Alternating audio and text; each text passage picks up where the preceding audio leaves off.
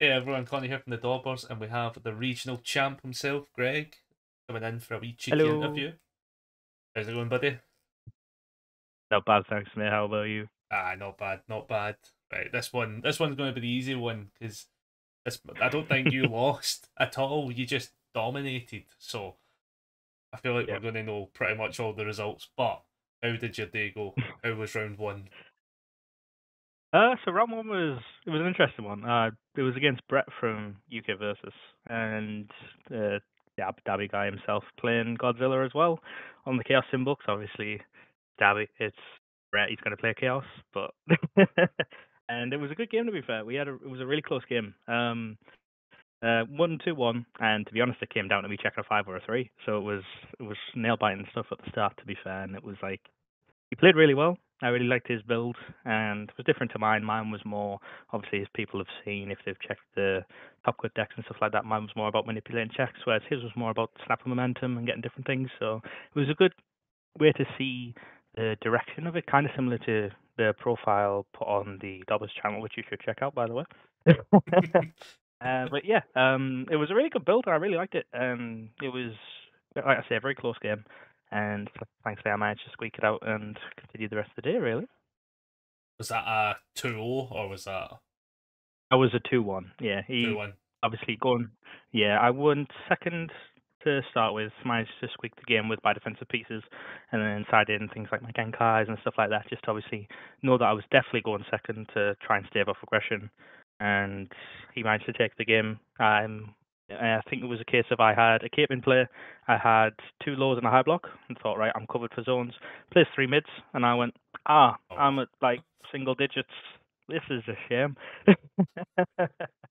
And then game three comes down to me having a big turn and playing one last walk the dog on like a 7 or something. If I check a 5, I kill him. If I check a 3, I don't. Checks a 5. So that all was that history, matters. really. Yeah, all that Yeah, matters. exactly. Oh, bad. So that was a mirror match to start your day as well. It That's was, yeah. okay. Which I was All right. expecting, to be fair, the amount of people who I knew were going to play Godzilla, especially after I'd played a few events with it, and I'd had a few people, both people who'd helped me with the deck, and then people who'd seen me play the deck going, I like your build, I'm going to make my own version. I was like, great. Yeah. And people Aye. up to the leading up the event going, can I have your deck list? Can I have your deck list? I was like, I haven't typed it up, so no. That's probably the best way, other than me that's putting out a video and being like, oh well, I've kind of said it all now. Yeah, exactly. Alright, so you get the 2-1 victory over Brett. You go into round Yeah. two. Yep, and in round two, I play against one of my locals, Sam, who's playing Wolfwood, which there was a deck I actually built him earlier in the week, Oh, so nice. I knew exactly what was going on in that deck. To be fair, it was one of those where it was a deck I'd wanted to test, but I'd never had a chance to test. So I thought, and Sam had been tested in Rapper prior to this, but he hadn't been able to play for a few weeks. Right, okay, yeah. So comes into a Godzilla mirror and Godzilla meta and thinks, can't beat Rodan, can't beat Godzilla, can't beat King Ghidorah. Probably not going to play Rapper kind of Yeah, thing. that's So fair. I said, what kind of things do you want to play? He mentioned Jester, and I said, can you explain the Storm of Horrors combo to me? He couldn't, so I said, right, you're not playing Jester.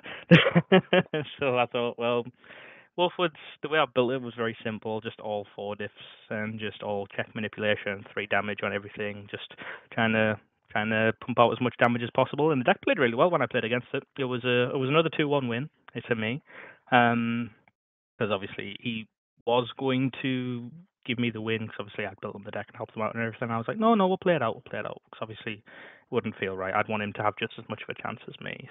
Yeah, So we played especially it it out. being round two. And exactly, yeah. Yeah. Like him giving me an auto win at that point was just didn't feel right. So I thought we'll play it out, obviously, and see how things go. And game one, I managed to take with a City Rampage turn, just flinging things out, killing him early. Game two, I think I'm 1 damage off, or 1 attack off killing him, bring him down to single digits, and say, can you do 34? He draws like 5 attacks and draws 2 more during his turn and go, yep, I can do 34. So it proceeds to 1 turn me and go, right, okay.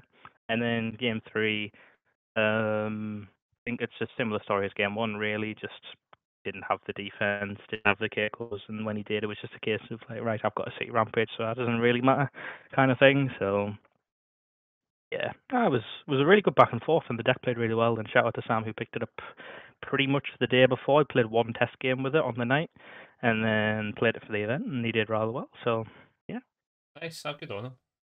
It's always it's always like sometimes it's very tough to like pick up that last minute deck and then be like, right, what's all the combo pieces, what's X and Y, and exactly. it can be definitely stressful to put that into play at like at a regional level at least. Locals maybe Oh, alright, 100%. but regionals, oh, that's Yeah. a step up. Oh, 100%. He did really well with it. I just basically said to him, I built it like Younger Toguro was, with a couple more range cards than just other things, and just hit them in the face, and draw your cards and defend. Basically. So then, so you're now 2-0, you then go into round Yep. 3. Yep. And round 3, I actually play against Emo and one of the Dobbers, playing Toga 3, which was probably my hardest game of Swiss, to be honest. It was very back and forth. It was a rough one, and it was a case of we both had big turns. We both swung at each other, swung back at each other, did different things, and it was a case of just so much good play between the both of us. And if my memory serves me right, obviously it was a few days since then, but I'm sure all 3 games he opened 2 broken psyche, to which point I was very sad. So that was rough to play through every game, or at least 1 broken psyche or 2 broken psyches by turn 2 every game, and it was just kind of like, cool, my character gives 3 damage. Yeah, not anymore. So yeah, that came down to a 2-1 as well.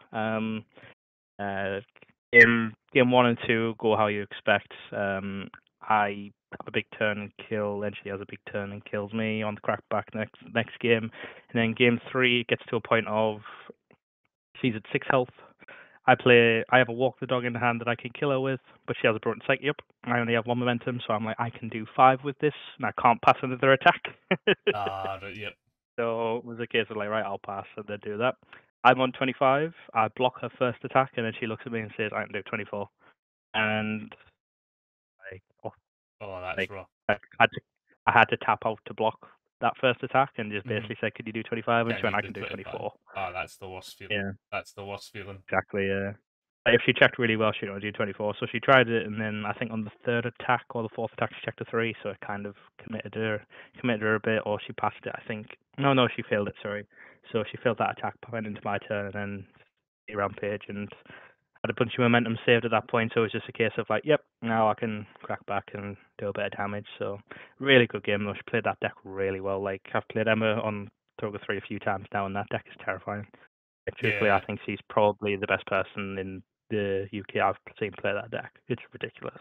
She's literally my kryptonite at local levels. Yeah. I just can't get the win over that deck at all. So like, yeah. I'm glad people took the L's for me and I didn't have to play her at all, because that would have been a guaranteed loss. There was no chance I'm beating it. Yeah. Like, it was one of those where she a game, I think round 1 she played against Mike Hardiman, who was on a Chaos Godzilla, lost to him. She would beat him, then beat Nathan James, another Sheffield player, round 2, and they were both like, get revenge for us. I was like, I'll do my best. They hadn't realised we've already adopted you. Exactly, yeah. I was like, sorry boys. So then obviously we have a little lunch break. We come back.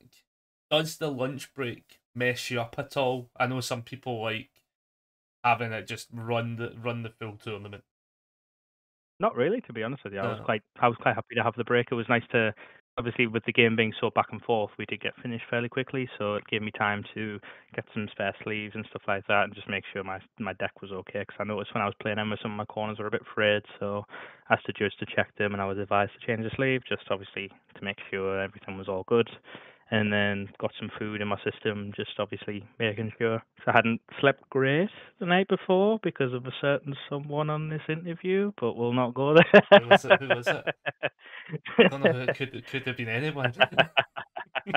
100%. But no, it was just, I couldn't really settle. I always get a bit nervous before events, so it was a case of just like, well, I'll get a few hours sleep and see how I go, kind of thing, just as long as I've got a coffee on the morning.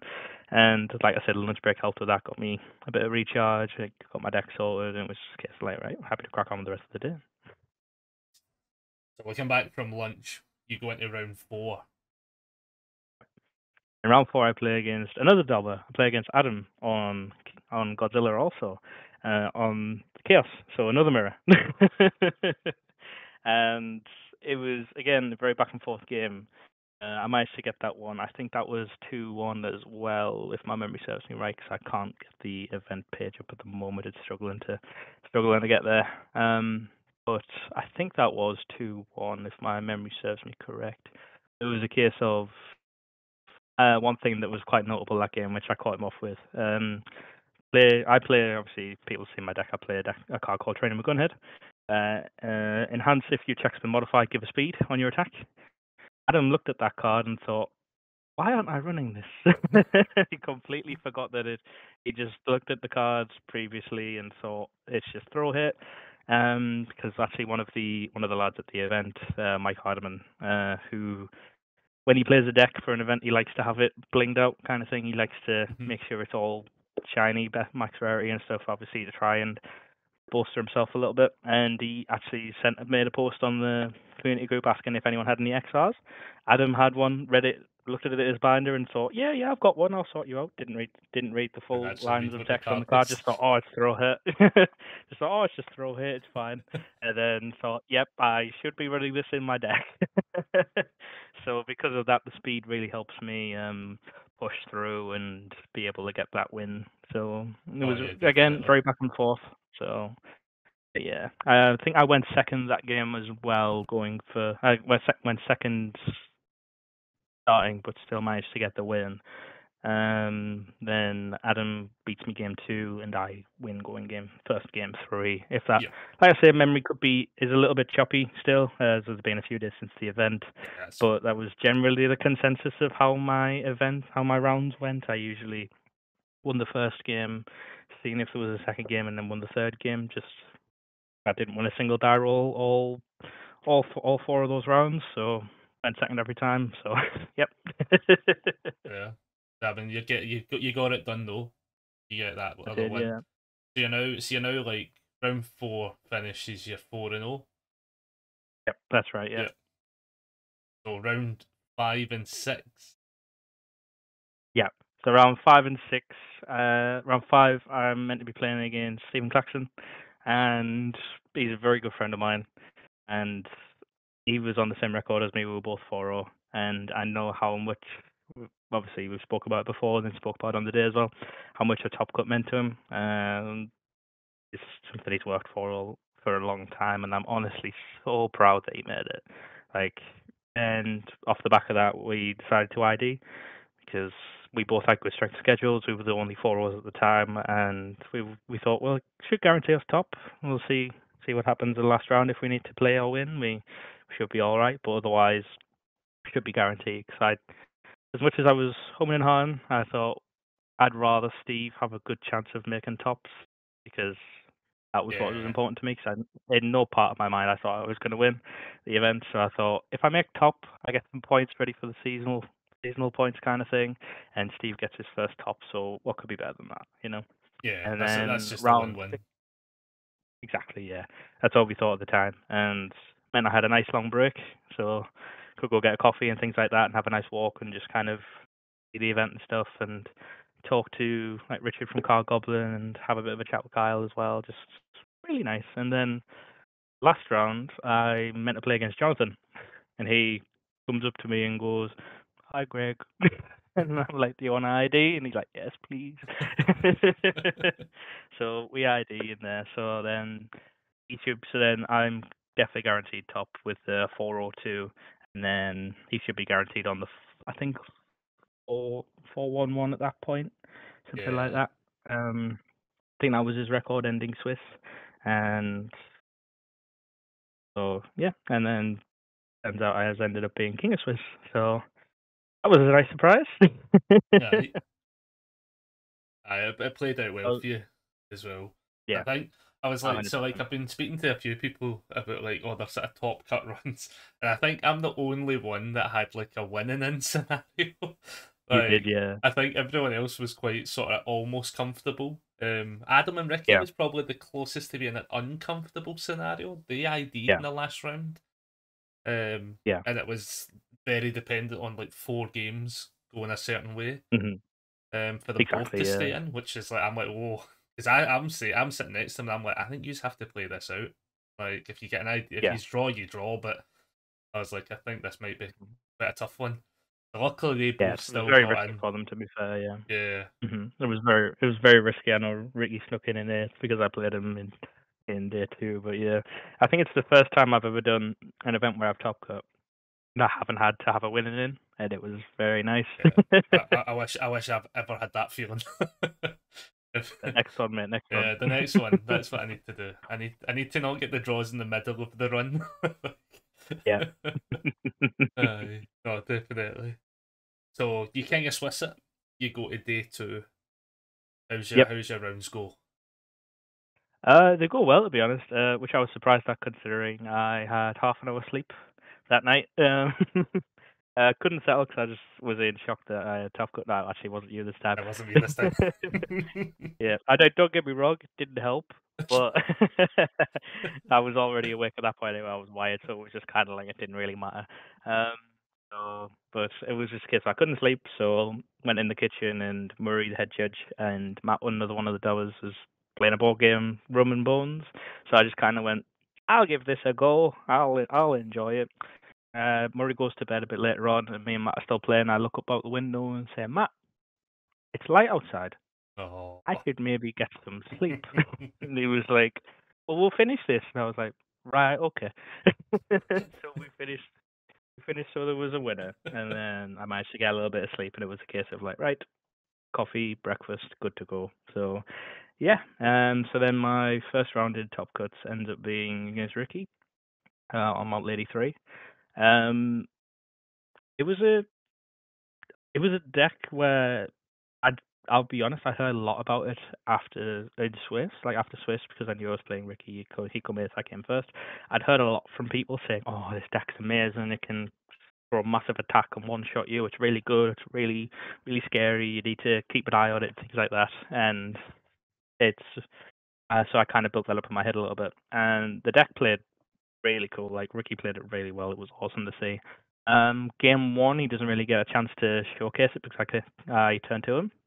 And then game 2, he throws a Titan Cliff at me for 25 damage, I think. I'm on 29. I just kind of go, life's a resource, I'll take it.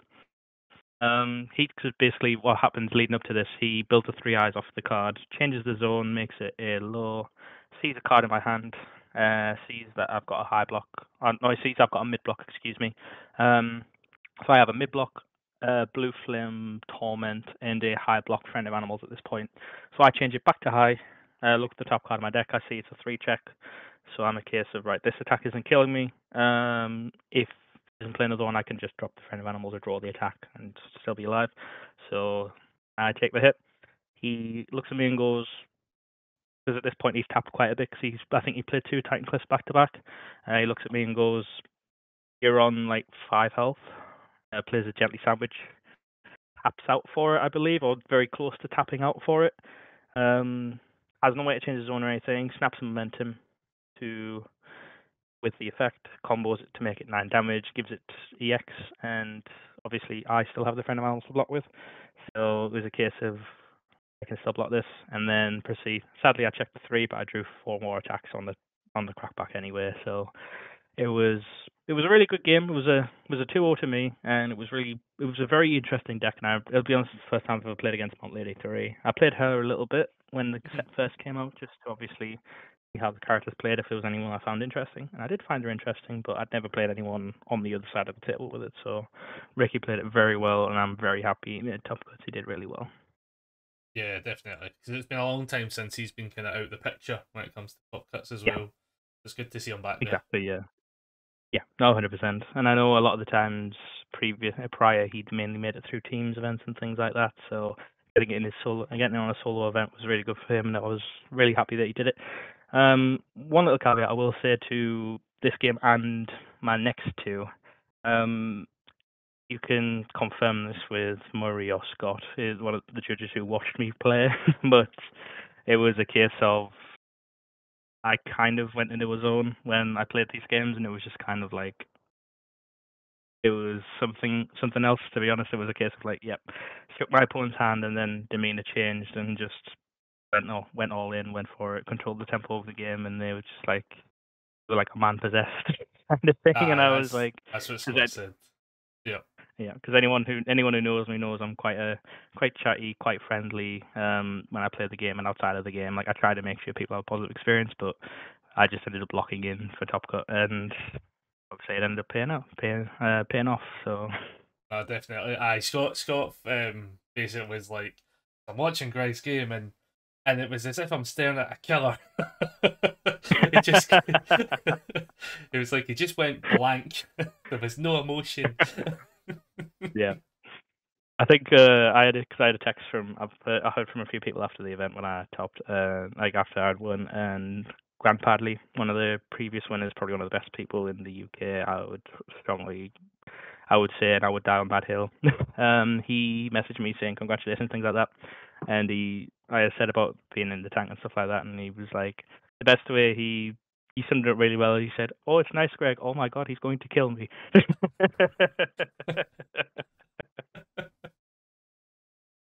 But yeah, no, it was good. So yeah, that was my top 8 game, and won that 2-0 against Ricky.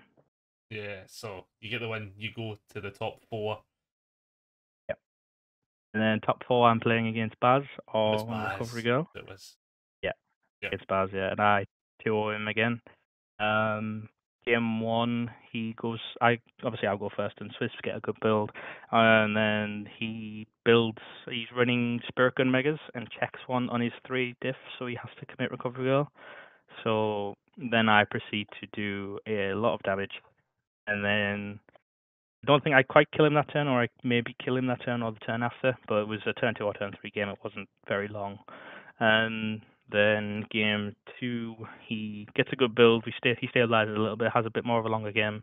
At one point, he's on, I think, about 15, 16 health, has 3 toughest punks in stage. Nothing else ready, everything else was committed, and so those 3 in Recovery Go. So I threw a Walk of the Dog that was 25 damage to kill him. Yeah, as you do. At this point, I looked at his 3 toughest punks and locked him out momentum and thought, I've got 3 Black Abyss and an extra momentum, so it was a case of like, yep, so I could give this 9/9 and then powerful 4 times, so yep. That's brutal. That'll do it. Yeah, just completely. So, because like obviously, when we were watching Baz's game at one point, yeah, and we were talking over what your preference would have been, because it was either that or Rodan, wasn't it? It was, yeah. Yeah. I think Recovery Girl was definitely the preference for me. I know I felt confident in both matchups because I'd played them both, but I think Recovery Girl, because I know it needs a bit more time to set up, whereas Rodan can start defending fairly early with the removals and things like that. So it can be a lot more difficult for me to push through it. Whereas obviously, if Baz's recovery deck was a lot more damage reduction focused and things like that, giving things flash, etc., which didn't really bother me considering Godzilla's effect was static, so it was a case of like, yeah. So it ended up being a favourable matchup for me, and yeah, managed to do well. Yeah, a solid 2. That I was at this point. I'm playing retro, so I missed that game happening, and then we get to the finals, which we were all watching with bated breath. Yeah. Yeah, we get to the finals, playing against Jonathan on Chaos Godzilla, and I was amazed. I was so happy he managed to get there. I was very sad that Claxo didn't squeak the win, but I was still very happy that Jonathan made it as well. He's someone who's been to a lot of events with myself, and I like to think we've gotten closer at a lot of those events and got quite a good friendship there. And seeing him, I know he'd been testing King Ghidorah a lot prior to this event, which was something that may or may not have skewed a few of my decisions going into this game. But then I know he pivoted to Godzilla as he got smashed by one Godzilla and had seen my deck play at a couple of events, so he built his own version of the kind of thing. And to as much dismay as the deck had been built, as how the deck had been built, I should say, with some of the choices, I really liked some of the other choices he made, and he played it really well. And despite the stream graphic, it was a 2-0 win to myself. Yep. Nobody in the room knew Which I this. know caused which I know caused a little bit of confusion. But yeah, halfway through game 2 on a turn where he puts me to 8, they randomly give him a win on the graphic, so it was kind of like, oh, okay. I didn't die, so managed to claw it back. But yeah, game 1, as people saw, was just big Godzilla damage early. Jonathan can't stabilize, and I managed to get the game that way and just take 5 state lives essentially. Game 2 the side was very strange because usually my go-to sideboard was side out my 2 dark tournaments for 2 Genkais, and then my chivalrous competitors I would side out based on what I needed in that matchup, if it was the incredible displays or the broken psyches, etc. Or I would bring the Krakens in for the pigeons, usually, depending on what I needed, as I felt the 6 checks were a lot more beneficial, whereas the allies I could build into stage anyway a lot of the time. So it ended up being a case of I didn't bring the Krakens in because I didn't feel like he'd keep the cape in. I don't remember if he did. I don't think I saw it in play. I bring in my Genkais. I bring in my broken psyches. I have one more slot to fill, so I think to myself, it's the first time all weekend I've been complaining about this card. I'll bring in my second cape because I'd never brought it in all weekend and thought, oh, this is a waste of a slot. It's a waste of a slot to do my head in, so I'll bring it in. Actually ends up saving me the second cape because halfway through his big turn, obviously I cape one of his. I go down to 8 and manage to stabilize, caping 1 or 2 of his, caping his attack, blocking another one, and then not knowing I don't have a good build, I do the once per game build, my second cape and a foundation and pass, so I know that I should be all right. Get a good 3 build, I think, to match his 4 build after the fact. And then stabilize from there. And basically the way I played the cape at that point, and me and Jonathan have spoke about this since, he had a crack in his momentum at that point, and I knew I didn't have enough foundations to block it, nor did I have the momentum to block it. So it was a case of, as soon as he uses the once per turn, I cape that attack, whatever it is. So it was a case of, with my head being at that point, if he'd saved the Kraken for his 3rd attack, he probably had me that turn, which again we've talked about since then. And then the following turn, after I hit him for big damage on the crackback, bring him down to 12, I think that turn, he does the once per game as well. And unfortunately, as the commentators pointed out, he could have had me. I think he could have had me that turn. He had the Genkais. I had 1 card in hand going into this turn, but I faced him, so I could draw. But he had Genkais to make me discard the card in the first form, and 1 attack with a disarming glare. I think it is a disarming midnight foundation in stage where after an attack is played, flip it. Cards can't be added this turn, and I knew it was in stage. At this point, I had a very strong feeling out of Genkais, but I took a gamble purely because, again, as I mentioned earlier, he'd been playing King Ghidorah for about 4 weeks up to this point, so I knew it was a very defensive mindset and very much that kind of thing. And with knowing how Jonathan plays, I had a very strong feeling that it had never come up offensively, the disarming glance. I knew it would probably come up defensively, which is when, like, for example, he flipped 1 on that turn beforehand on my walk the dog. Yeah. And I got him to 12. So I had a very strong feeling that it was just a defensive card rather than an offensive card in his mind, which when we've talked about it, it was at that point he didn't think about that kind of that line. So he once per games builds 1 foundation, which is a broken psyche when he's got no momentum, and holds the Genkais, which at that point I have 100% confirmed it's the Genkais because he wouldn't keep an attack at that point. You'd build 2. Yep. So I get a good build after that. He builds a couple, keeps the Genkais, and then I managed to. That time as well, I cycled that entire event as well on that game too. And I think Jonathan cycled just before me as well. And I was very thankful for the cycle because after I cycled and drew 2, the last card I drew was a City Rampage. So nice. I managed to just get that, yeah. And then, the rest history really. Spend my skill on that turn. Even if he'd played the Genkais, I know some people had mentioned to me if he'd Genkais my last attack, I still had 2 more attacks in hand, so it didn't really matter. if people were wondering, obviously, I know you probably get Jonathan in here, but at some point, but the reason he told me the reason he didn't Genkai's my stomp was because he didn't realize I had the Friend of Animals in stage to get another momentum to EX3 twice. Because if I'd EX3 once, he could have blocked with his low block and then Genkai's the other attack I was going to play. But obviously he didn't realize I had the Friend of Animals to then buff the speed more. So it was a case of I just couldn't deal with it. And then managed to 2-0 that game. It was a very hard fought game. Honestly, massive credit to Jonathan. He played the deck really well. The game was very close. Obviously, we don't know what could have happened game 3 if Jonathan went the line to kill me in either of the 2 turns leading up to that. But he played that deck phenomenally. I caught some of his games in Twist. Did it really well. As much as I ripped on his deck a little bit because he was playing Titan Cliff with no 6 checks. You mentioned this. And I mentioned it to him, and we kind of joked about it all weekend, and we're still joking about it a little bit because he forgot about them when he built the deck. So I said he was a world-class player. Definitely he's going to do well in the next event. He said, even if I don't run 6 checks, and to which point I reply and say, well, I didn't say your deck was, I said you were. But no, it's all in good fun. We're good mates, so we know. But yeah, it was a massive thing, and yeah, massive props to Jonathan for getting there, because if people who know me, I know how it feels to come second in an event, like for the webcam national for the EU for the first set of Worlds. I came second at that, and don't get me wrong, it was a case of I still got my invite and things like that, but it still left me feeling a bit sweet because of coming second rather than first, getting that close and not quite getting there. So I understand how he felt and made sure that everyone was all good. But yeah, nice to get that and towards all of day 2. Yeah. So obviously you've locked in your seat to Worlds.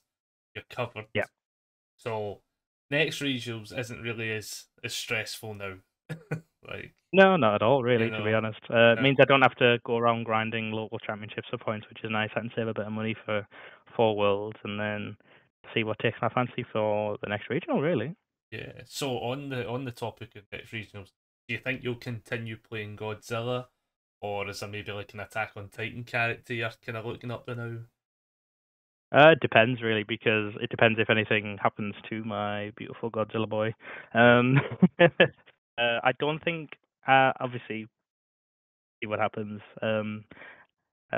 Obviously, I know that he is a very strong deck. They can do a lot of things, but he doesn't really get, apart from our regional, he doesn't have a massive amount of representation. He's known in the community for what he can do, but I think there's more tools to deal with that now.